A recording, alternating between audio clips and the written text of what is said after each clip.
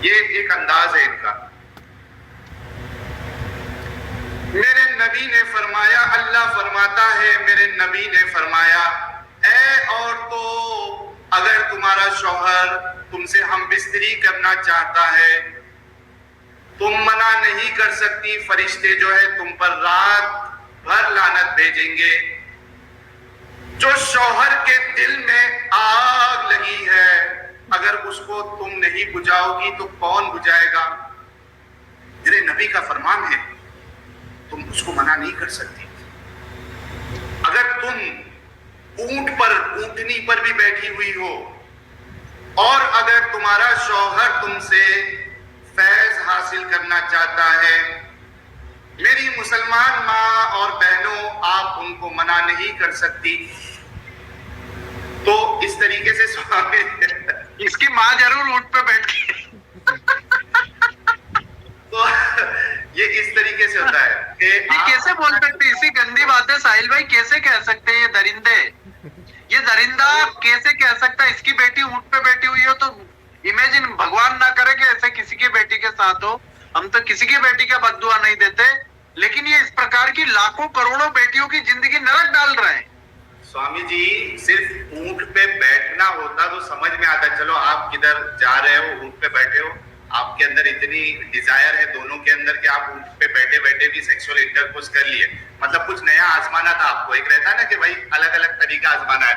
लेकिन मतलब बुरी बात यह है कि अगर आपका डिलीवरी का वक्त भी नजदीक हो, बाकायदा जाके मौलाना जर्जिस की इस तकरीर को आप यूट्यूब पे सुन लीजिए। मौलाना जर्जिस साहब कहते हैं कि आप ऊंटनी पे बैठी हो और आपका डिलीवरी का वक्त नजदीक हो, यानी आप बच्चा पैदा करने वाली है अभी, अगर आपका शौहर उस वक्त भी आपसे हमबिस्तरी करना चाहता है तो आप उसको मना नहीं कर सकते। तो ये क्या बातें कर रहे हो आप लोगों के सामने, और लोग वहां सुभान अल्लाह, माशा अल्लाह, वाह वाह वाह, कमेंट में पूरे सुभान अल्लाह माशा अल्लाह। क्या सोच हो गई आप लोगों? यही चीजें तो दूर करना समाज से। अच्छा, ऐसा हमारे यहाँ पर नहीं होता साहिल भाई, अगर ऐसा कोई बोल देना तो जूतों की माला सबसे पहले हिंदू ही पहनाएगा।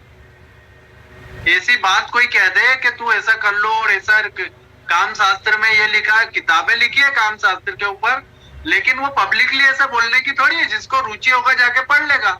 और इतना गंदा तो कहीं भी नहीं लिखा है, काम शास्त्र तो वैज्ञानिक रूप से लिखा है, और वो अलग ही विषय है, वो समाज में बीच में रोज बोलने का थोड़ी है। ये लोग दिन भर सेक्स के कीड़े बन चुके हैं। अब मैं आपसे आगे बात पर आ जाता हूँ। सेक्स की बात से ही शुरू होती है बात, तो फिर मैं इसको थोड़ा सा ले लेता हूँ स्ट्रिप में।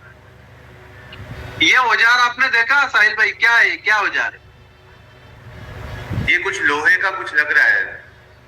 हाँ, इस औजार से दुनिया की 200 मिलियन लेडीज को, कितनी मिलियन? 200 मिलियन, 200 मिलियन लेडीज का प्राइवेट पार्ट काटा जाता बड़ी बेरहमी के साथ।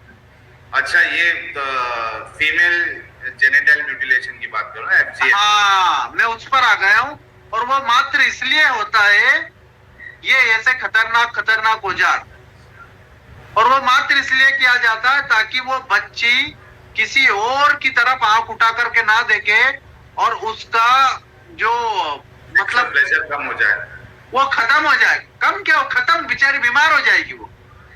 किसी का प्राइवेट पार्ट अगर आप काट दें, चलो खतना तक तो चलता था कि जी वहां अरब में चमड़ी में कुछ मेल आ जाएगा और पसीने से, चलो ठीक है, चल मेन आदमी का खतना चल मान लिया, अरब में रेगिस्तान में होता। ये बच्चियों का क्यों मुंबई में? बोरी कम्युनिटी में ये तो आम है, मतलब सुन्नियों में अभी नहीं होता है, लेकिन किताबों में मिल जाता है आपको। एडम जो है वो आपको पूरा रेफरेंसेस दे सकता है, लेकिन बोरी कम्युनिटी में आज भी होता है। नहीं, सिर्फ एक कम्युनिटी की नहीं मैं कह रहा, मैं बहुत सारों की बात कर, मैं देश के देश बता दूं, सोमालिया, इथोपिया, इधर बहुत बड़ी मात्रा। तो उनको करवाया किसने, सिखाया किसने? अभी हमारे एडम साहब पूरे बताएंगे जानकारी। यहाँ मैं एडम साहब को लिंक प्राइवेट में आपको देता हूँ, आप उन तक पहुंचा दीजिए। मैं दे देता हूँ, मेरे पास लिंक मौजूद है। हाँ, आप उनको भेज दो। एडम साहब है शायद लाइन पे जुड़े हुए ही हैं। हाँ, मैं बस अभी दे देता हूँ उसको। तो तो मेरे मेरे प्यारे सभी भाई और बहनों, मेरा बस इतना ही कहना है कि हम इस जानकारी को लोगों तक पहुंचाएं, ताकि इस ज्ञान के अभाव में मुसलमान इसलिए एक वाहियात जीवन जी रहे, वो मौलानाओं के चक्कर में, मुल्लों के चक्कर में। कितने मौलाना होंगे साहिल भाई आपके हिसाब से भारत में? 10 लाख? नहीं, बहुत सारे हैं, 20 लाख? बहुत सारे होंगे, एग्जैक्ट नंबर तो नहीं पता। आप देखिए ना आप यार के मदरसे में जितने लोग भी पढ़ते हैं मोस्टली वो तो दूसरा काम कर नहीं सकते, उनको इंडिया अभी देखिए वो भी हमको इसके लिए कहता हूँ कि इस तरीके से सिस्टम बनाना है कि भाई उनके पास, अब वो करेंगे क्या? स्वामी जी आप बताइए, जो मदरसे से पढ़ के निकल रहा है वो मस्जिद का इमाम नहीं बनेगा तो करेगा क्या? उसके पास हुनर क्या है? तो जितने मदरसे से निकलते हैं मोस्टली सब मस्जिद के इमाम बनते हैं। या अच्छा, उसके उस्ताद ने उसके साथ जो किया वो अपने शागिर्द के साथ वही करेगा। वो बदला ले।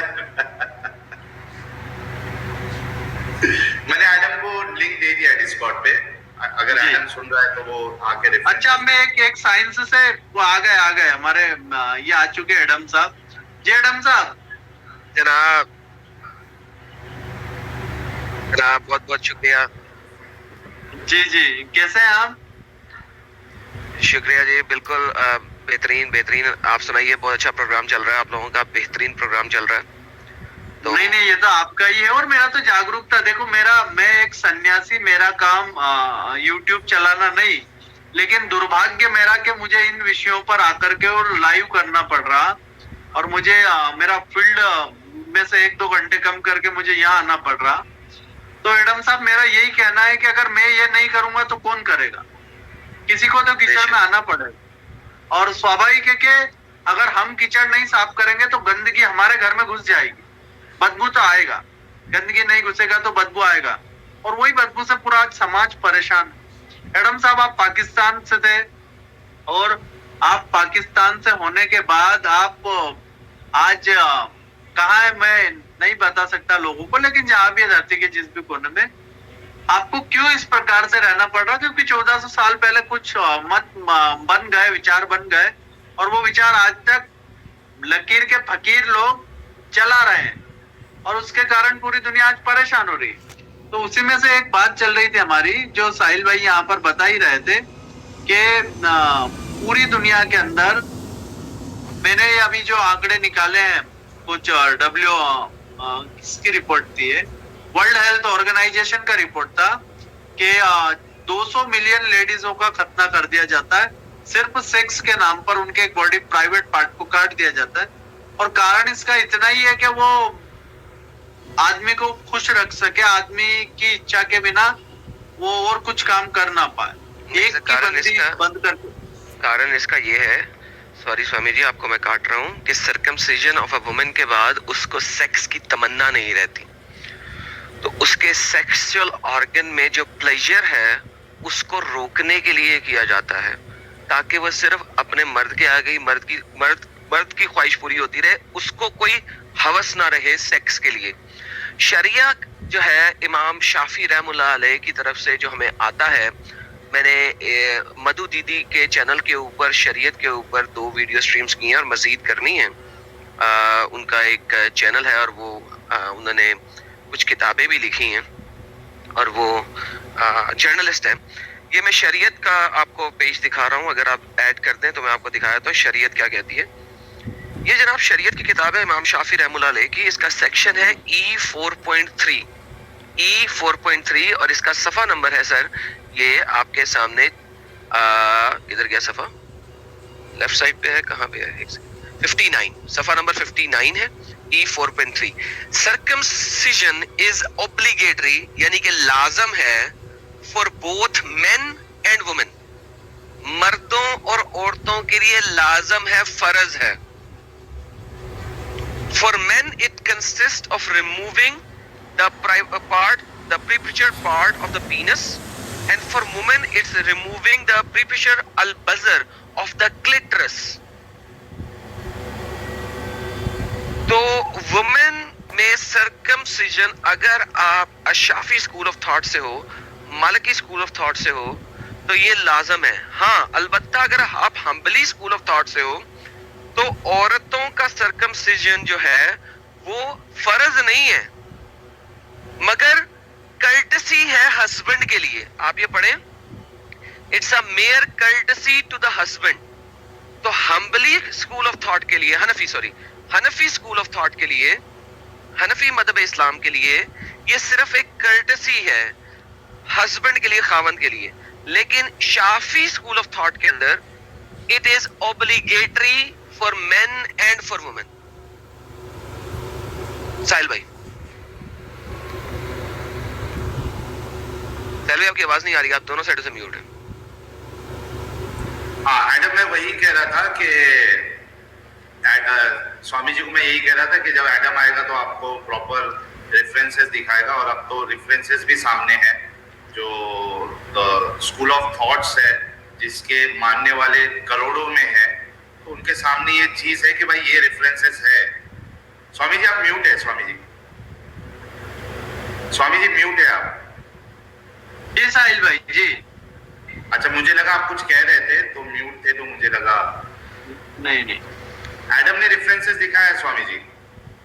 मैं वही लोगों को भी यही बताना चाहता हूँ और सभी साथियों से कहना चाहता हूँ कि देखो इतना सीरियस मैटर है, तो आप लोग इसको जानकारी को अधिक से अधिक लोगों तक पहुंचाने का काम करें, क्योंकि इसी जानकारी के अभाव में कई लोग इस देश के अंदर ही नहीं पूरी दुनिया के अंदर बवाल मचा के बैठे हैं कि साहब ये चीजें हमारे यहाँ नहीं लिखी है, ये झूठ है और हमारे ऐसा नहीं होता है। जी सामने दिखा देता हूँ मैं तो, ये जो आते हैं झूठ कहते हैं, मैं तो सामने दिखा देता हूँ। मैं कहता हूँ क्यों झूठ बोल रहे हो तुम्हारे सामने ये लो पकड़ो। रेफरेंस तो मैंने उंगलियों पे रखा होता है अपने दिखाने के लिए। सर झूठ बोलते हैं और झूठ ही बोलते रहते हैं। हमारे मोदी जी है ना, उनका एक स्टेज पे था प्रोग्राम, उसमें उन्होंने एक बड़ी मजेदार बात की थी। तो वो मजेदार बात मैं आप सबको भी दिखाता हूँ, अगर ये कोई चला दे वीडियो जो मैंने अभी ऐड की है, तो देखा उन्होंने इस बारे में क्या बात की है। अगर वो इस बारे में नहीं है लेकिन ये चला देना, उन्होंने इन मुल्लाओं के बारे में बार बार झूठ बोलो, जो भी बोल सकते हैं सब झूठ बोलो, जहां भी बोल सकते हैं झूठ बोलो, जितनी बार बोल सकते हैं झूठ बोलो, किसी भी विषय पर बोलो तो सिर्फ और सिर्फ झूठ बोलो। एक ही काम, झूठ बोलो झूठ बोलो झूठ बोलो। तो सर ये करते हैं हम सबके साथ। मेरे साथ नहीं कर सकते, मुझे डरते क्यों है? मैं तो रेफरेंस दिखा देता हूँ, इसलिए मुझसे डरते हैं। नहीं, मेरे साथ इसलिए कर लेते हैं, मुझे कहते हैं कि तुम हिंदू सन्यासी, और मुझे कहते हैं कि तुम्हारी किताब को ही नहीं मानते कई सारी। तो मैं उनको कहता हूँ कि भैया जो किताबें मिलावट वाली है मैं कैसे मान लूं? तो बोले मानो, बोले वो किताब नहीं मान। कैसा हिंदू है तू कैसा हिंदू नहीं, तू सन्यासी नहीं, मान उस किताब को। मैंने कहा दादा मैं नहीं मानता, मेरे को पता है क्यों नकली है। नहीं वो असली है। तू मुल्ला मौलवी, तू बताएगा मुझे असली क्या है? ये भगवान ने बोला है मान इसे, मैं क्यों मानू? मेरे में इतना तो दिमाग दिया है मुल्ले के क्या सच है और क्या भगवान कह सकता है और कौन असली परमात्मा और कौन नहीं है। ये तो मुझे पता है कि मैं ध्यान लगाता तो मुझे पता है परमात्मा भेदभाव नहीं रखता। और ये किताबें जो किस प्रकार की तू जो चाहते हैं, मुल्ला मौलवी मुझसे इसीलिए भाग रहा है। अब वो डिबेट नहीं कर रहे, मैंने कई को ऑफर दिया, मैंने कहा मेरे साथ ऑफर कर लो। तो बोले आप तो हिंदू धर्म की किताब पे बात ही नहीं करोगे। तो मैंने कहा स्वाभाविक है, मैं क्यों करूं? मैंने थोड़ी लिखी, मेरी किताब लिखूंगा, उस पर मुझसे बात कर लेना। एडम साहब जी सर। स्वामी जी मैं किताब लिखूं, मेरी किताब पे मुझसे बात करना। जी साहिल भाई। स्वामी जी आपको नेक्स्ट टाइम अगर आएंगे तो बोलना कि भाई तू भी अपनी किताबों के बारे में ऐसी बोल दे, कुरान के बारे में यही बोल दे तू भी, जो मेरा स्टैंड है कि नहीं मानता मैं इस किताब को नहीं मानता। Game over. तो वो लेके जाएंगे बकरे के जैसे मुंडी निकाल ले जाएंगे वो लोग। अच्छा सर, अब एक पागल होते हैं, वो हमारे यहाँ कहावत है, एक बहुत बढ़िया कहावत है कि एक ही उल्लू काफी था बर्बाद गुलिस्ता करने को। एक ही उल्लू काफी था बर्बाद गुलिस्ता करने को, हर मदरसे में उल्लू बैठे हैं, अंजाम गुलिस्ता क्या होगा। तो मैं यही बताना चाह रहा कि एक ही उल्लू काफी था, या तो मदरसे भरे पड़े हैं जी उल्लुओं से। सर मेरे पास एक शख्स आया था, उसने बोल दिया मैं नहीं मानता इस शरीयत की किताब को। मैंने कहा ओके, इमाम शाफी की किताब है, कहो कि इमाम शाफी झूठे थे। सर मजाल है कि कोई कह दे, कह दो फिर ये इतनी गलत चीज लिखी है, इस गलत चीज की वजह से इमाम शाफी के मानने वाले अपनी बच्चियों का ये करते रहे हैं, ठीक है, खतना। तुम कहो कि उनकी वजह से इतनी बच्चियों के साथ मसला हुआ, तुम कहो जहन्नमी है, नहीं बोलेंगे। अच्छा, इमाम बुखारी लिख रहे हैं कि मोहम्मद साहब खुदकुशी करते रहे हैं, खुदकुशी की कोशिशें करते रहे हैं। अभी कल ही ये बात हो रही थी, मैंने उस शख्स को दिखाया, पहले बुखारी की हदीस से मान रहा था, जैसे ही मैंने हदीस दिखाई कहता मैं नहीं मानता। मैंने कहा फिर बोलो कि बुखारी जो है वो झूठे हैं, जहन्नम में जाएंगे, उनकी वजह से लोग समझ रहे हैं कि हजरत मोहम्मद सल्लल्लाहु अलैहि वसल्लम ने खुदकुशियां की हैं। कहता नहीं ये हदीस मैं नहीं मानता, बुखारी को भी बुरा नहीं कहूंगा। स्वामी जी यहाँ पे फंस जाते हैं बेचारे। नहीं, लेकिन अब इन सब की वजह से ना ये आम मुसलमान को सोचना होगा कि हमारी बेटियां क्यों ट्रिपल तलाक का दंश झेले। कल ही छत्तीसगढ़ के अंदर मुझे एक पुलिस ऑफिसर का फोन आया, मेरे शिष्य बहुत बड़े पुलिस ऑफिसर है छत्तीसगढ़ के, और वो कहने लगे कि स्वामी जी आज ट्रिपल तलाक दे दिया एक आदमी ने एक औरत को फोन पे। सर यही तो बात है, कुरान इस चीज को एक्सप्लेन नहीं ना करता, तो इसी वजह से मसला हो जाता है। इसी कुरान अगर इस चीज को एक्सप्लेन कर देता ना तो और क्या चाहिए था। कुरान में सूरह बकरा के अंदर आयत नंबर 230 के अंदर ये बात लिखी हुई है ना कि अगर तीसरी दफा तलाक दे दो तो बात खत्म हो गई, ठीक है, अब उसको हलाला करना पड़ेगा, ठीक है। अच्छा, महिला का हलाला क्यों पुरुष ने दिया था? पुरुष करवा, तेरा हलाला करवा, तेरी तशरीफ लेके जा, घुस जा वहां मस्जिदों में, मौलवी के घर में। नहीं, सोचने वाला बात है ना, महिला क्यों करवा अपना हलाला? पुरुष तलाक दे रहा, पुरुष को अधिकार है, तो जुल्म जाना फिर तू यहाँ से। अच्छा, इसमें एक आप देखो स्वामी जी, इतनी इलॉजिकल इनके आर्ग्यूमेंट्स होते हैं। ये कहते हैं कि ये मर्द के लिए सजा है। मेरे भाई, मर्द के लिए सजा किधर है? और औरत को तुमने सजा दी है, उस बीवी को तुमने, उस महिला को सजा दी है। अगर मर्द को सजा देना होता, जैसे कि आपने कहा, तो मर्द को किसी मौलवी के पास भेज देते कि भाई सजा के तौर पे आप लीजिए तशरीफ। ये सजा दे रहे औरत को, महिला को, और कह रहे हैं इज्जत लुटवा रहा है जिससे वो बहुत प्यार करती है, और इज्जत भी किसी लुटवा रहा है, किसी से भी। स्वामी जी देखिए, जरा स्क्रीन दिखाई, देखिए 2 लाइनों की आयत है ये, ठीक है, सिर्फ 2 लाइनों की। अल्लाह यहाँ पे एक दफा फरमा देता ना कि 3 तलाकें इकट्ठी नहीं हो सकती, क्या मसला था? अल्लाह को ये बात फरमाते हुए मसला क्यों था? आज तक मुसलमान लड़ रहे हैं कि 3 तलाकें इकट्ठी हो सकती हैं कि नहीं हो सकती। अल्लाह ये 2 लाइनों के अंदर 4 लफ्ज और डाल देता ना, मगर इकट्ठा मत देना, मगर एक दफा में ही मत देना। क्यों नहीं लिखा उन्होंने? अल्लाह ये कह रहे हैं, and if he divorce her the third time then she is not lawful to him after until she marries a husband other than him.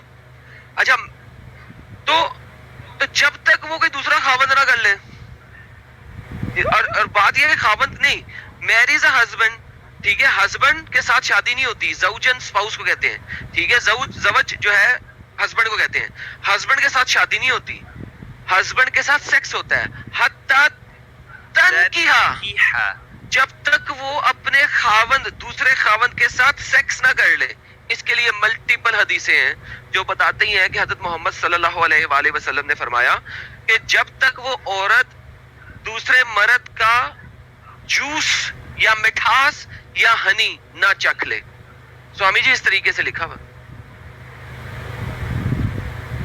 अब बताइए, ऐसी गंदी बातें लिख दी गई है और फिर इनको महिला के ऊपर अत्याचार है ना, तो इस पर भारत सरकार तो बहुत कठोर दंड देने वाली है।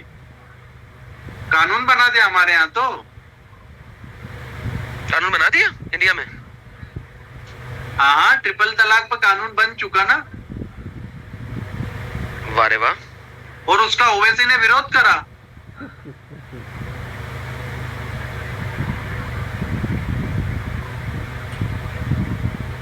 ओवैसी विरोध कर रहा, आप सोचिए। अरे सर, तो मैं यही तो कह रहा हूँ कि इस देश के मुसलमानों को बर्बाद करने वाला कौन है? एडम साहब, आप खुद सोचिए। सर ये देखें, आप खुद ही देख ले कौन है। She is not lawful for her first husband until she tastes the honey of the other husband and the other husband tastes the honey of her. Sir ये हनी हनी मतलब उसकी इज्जत, हनी नहीं सर, मिठास, मिठास, हत्ता, ये देखे मिठास, और वो उसकी मिठास ना चख ले, और वो सर इतनी गंदे तरीके से लिखी हुई है, अगर आप इनको सही मायनों में पढ़ना शुरू कर दें, देखें एक दूसरे की मिठास ना चख लो और वो तुम्हारी मिठास ना चख ले। ये देखें हिंदी में करता हूँ सर, ये आप जरा हिंदी पढ़ ले, मेरे को नहीं पढ़नी आती। जब तक आप दूसरे की मिठास का स्वाद चखें और वह उसकी लेकिन इनको हनी का टेस्ट कहाँ से आ गया यार? चखने में इनको हनी का ये चखना वो वाला नहीं ना हो रहा, आपको सोच लेना कौन सा चखना हो रहा है, कहाँ के जूस की बात हो रही है यहाँ पे। तो ये विकास कहाँ से आ गई? तो ये मोहम्मद साहब की हदीस है ना इसके ऊपर, सूरह बकरा की आयत नंबर 230 के ऊपर ये हदीस है, मोहम्मद साहब सल्लल्लाहु अलैहि वसल्लम ने फरमाया, इस तरीके से एक्सप्लेन किया है।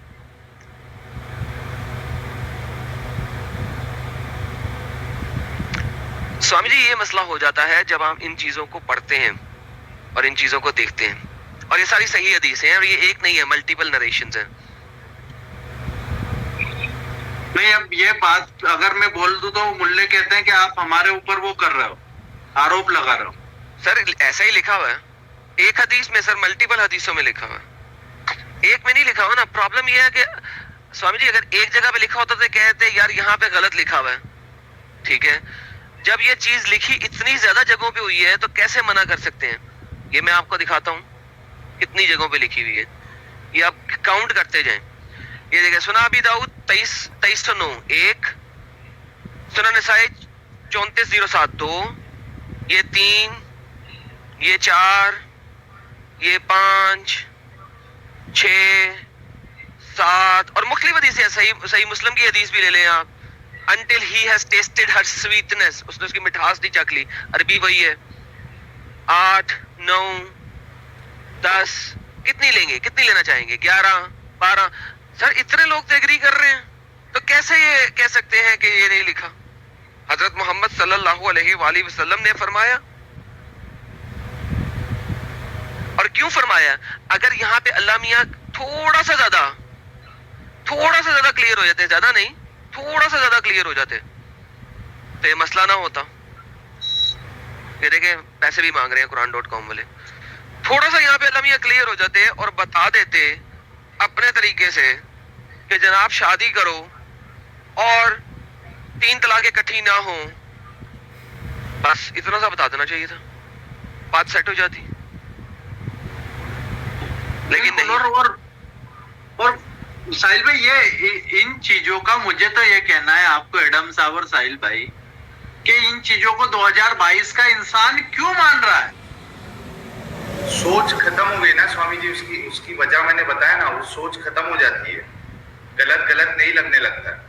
अभी एक बार एक जगह कार्यक्रम में हम गए थे तो एक आदमी पता नहीं कहां से क्या कर रहा था, बोले स्वामी जी आपने बोले वो फलाना ग्रंथ पढ़ा? मैंने कहा नहीं पढ़ा। कैसे सन्यासी है आप? बोले ग्रंथ नहीं पढ़ते। तो मैंने कहा मैं 2022 का है, मेरे को करंट अफेयर जो इस देश के दुनिया के चल रहे हैं उस पर काम करके मुझे आगे का काम, भविष्य निर्माण करना है। आपने क्या कर लिया अभी तक इस दुनिया के अंदर क्या कर लिया? इन लोगों ने किताबें पढ़ के कौन सा इस्लाम चांद तक पहुंच गया? चांद तक कौन पहुंचा आप बताइए? रॉकेट किसने बनाए? ये मोहम्मद साहब के प्यारों ने बनाया कि हमारे रसूल अल्लाह के एक भी चाहने वाले थे? चलो रसूल अल्लाह तो घोड़ी पे बैठ के, गधेड़ी पे बैठ के उड़ गए थे, ये क्यों नहीं उड़ रहा है अभी तक? अच्छा, जो स्वामी जी जो रॉकेट बनाया भी है वो कुरान से थोड़ी ना बनाया है, वो हदीस में थोड़ी ना उसकी डिटेल्स लिखी गई है।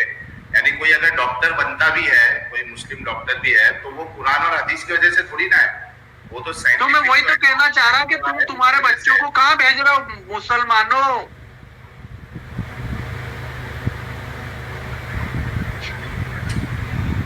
आप क्या कहना चाहेंगे साहिल भाई? इस देश के आम मुसलमान को क्या कहेंगे?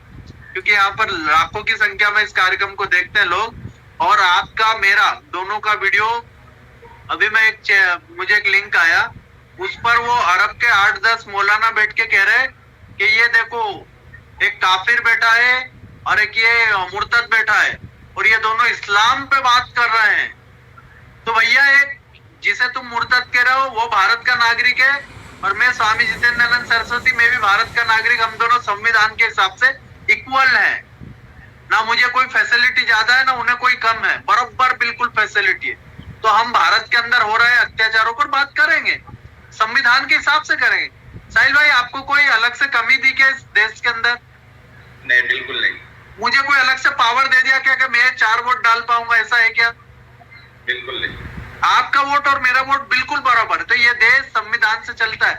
तो वो जो बेटे मौलाना रेगिस्तान में शितुर मुर्गी की तरह मुंह मार के बैठे हैं, उनको कहता हूँ भैया भारत की परिस्थिति तुम्हारी वजह से बिगड़ गई है और तुम्हारा वो गंदगी इस देश के अंदर पूरा फैल चुका है। सड़ांध मार रहा है, सड़ांध, जगह जगह दंगे हो रहा है, राइट्स हो रहा है। आज हमारे साहिल भाई परेशान, उनका फैमिली परेशान, हमारा एडम साहब परेशान, कितने लोग परेशान है, लाखों नहीं करोड़ों।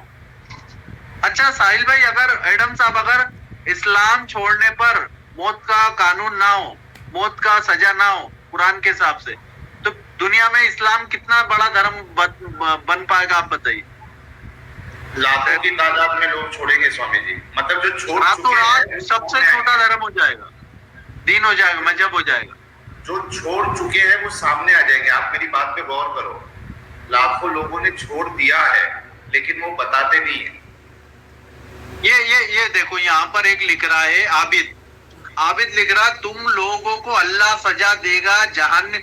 भैया वो रेपिस्ट को सजा नहीं देते, नहीं, वहाँ ये देश संविधान से चलता है, कोई ऊपर वाले के हिसाब से नहीं चल रहा, देश संविधान से चल रहा है और हम सब बैठकर यहाँ संविधान की बात कर रहे हैं।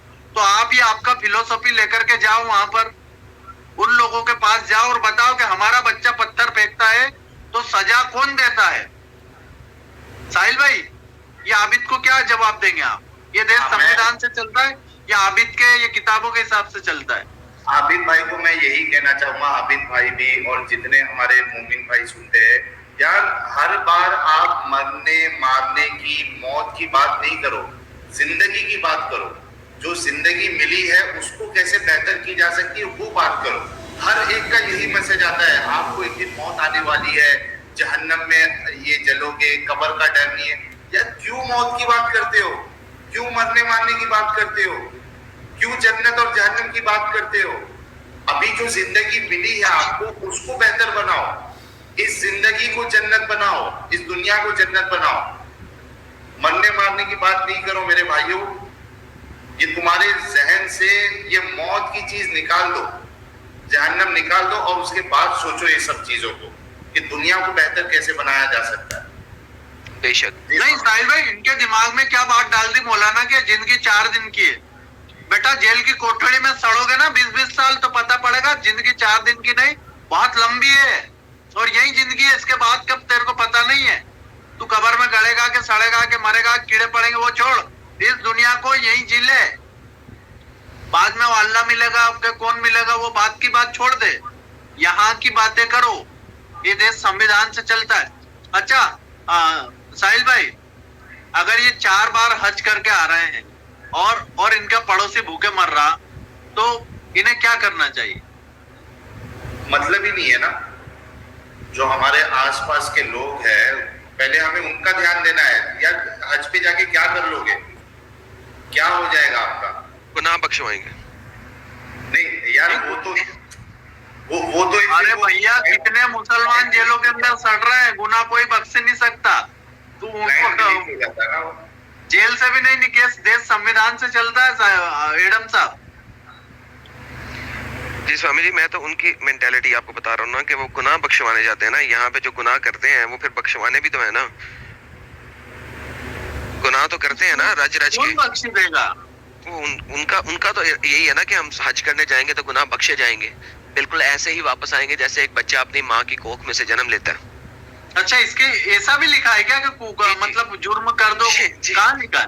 जी सर, सुन हदीसों में लिखा है कि जब आप हज करके वापस आते हो तो बिल्कुल ऐसे ही होता है जैसे बच्चा अपनी माँ की कोख में से भी पैदा हुआ है। लेकिन उससे पहले मैं आपको जवाब देना चाहूंगा कि आपने कहा था कि अगर ये वाली पनिशमेंट खत्म हो जाए और ये कत्लो कताल खत्म हो जाए तो क्या होगा? आपको पता है कि कारदावी एक इजिप्ट के बहुत बड़े स्कॉलर्स के स्कॉलर हैं, ठीक है, यानी कि मुफ्तियों को पढ़ाते हैं, मुफ्ती बनाते हैं।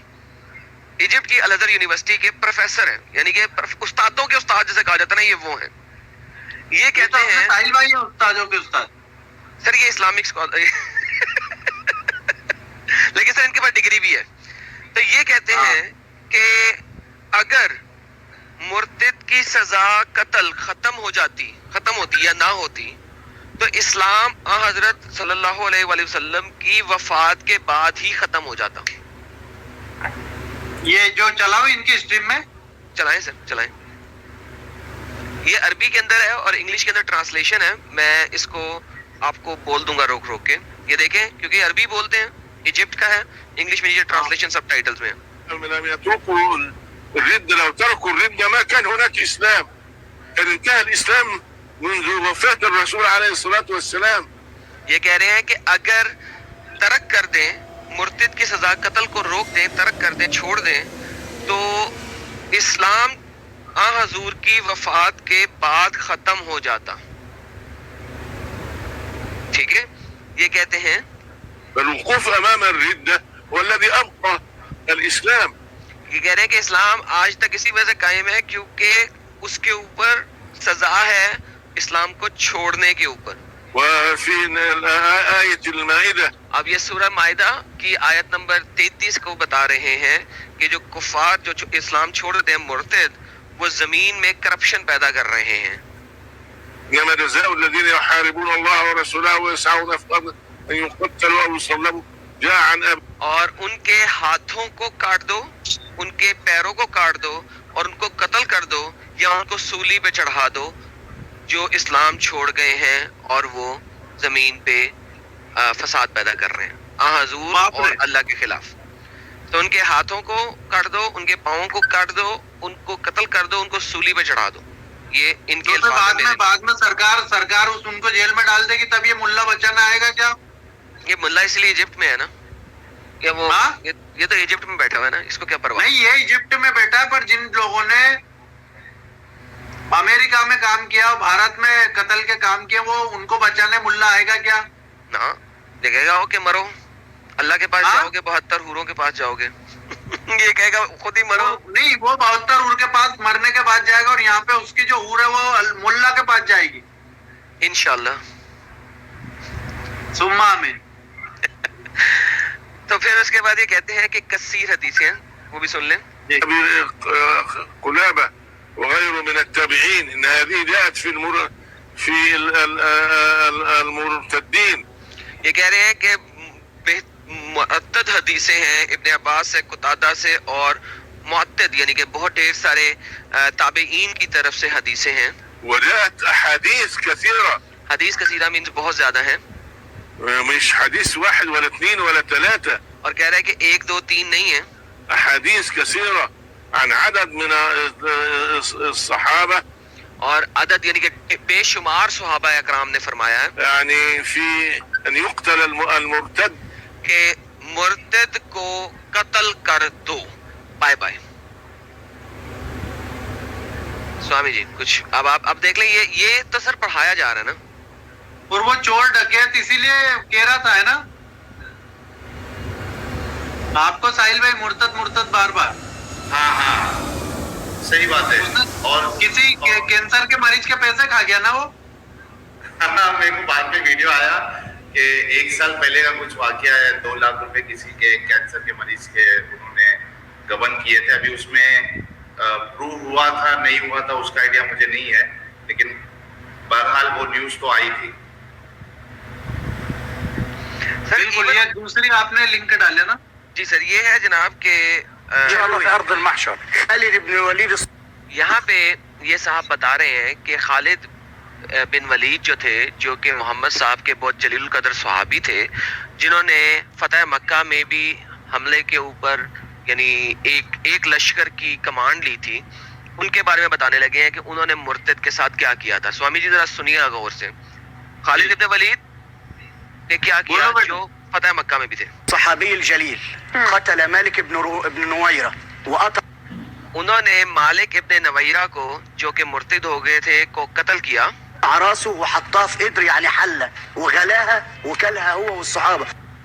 उन्होंने उनको कत्ल किया और एक बड़ा सा तास लिया, यानी बड़ा सा बर्तन लिया, उसमें पानी बॉईल किया, उसमें उसका सर डाल के पकाया और खुद भी खाया और अपने दोस्तों को भी खिलाया। अरे बाप रे बाप, ये हद है। अच्छा, उसके बाद क्या किया सुनिए। ثم نزل أي زنى بامرأة هذا الرجل. और उसके बाद उसकी बीवी के साथ जना किया उसी रात। अरे राम, हाय राम।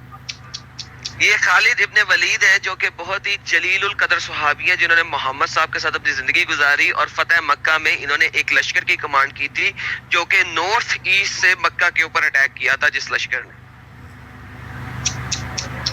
बाप रे बाप। तो एडम साहब, आपको कैसा लगता है जब आप सोचते हैं कि आप इस दिन में गलती से पैदा हो गए? सर, मैं शुक्र करता हूँ कि बाहर निकला। बहुत बढ़िया। साहिल भाई भी बहुत खुश नसीब है कि वे बाहर आ गए इस पूरे जलजले से और लोगों को बाहर निकाल रहे हैं आप लोग, ये और बड़ी बात है। जी। और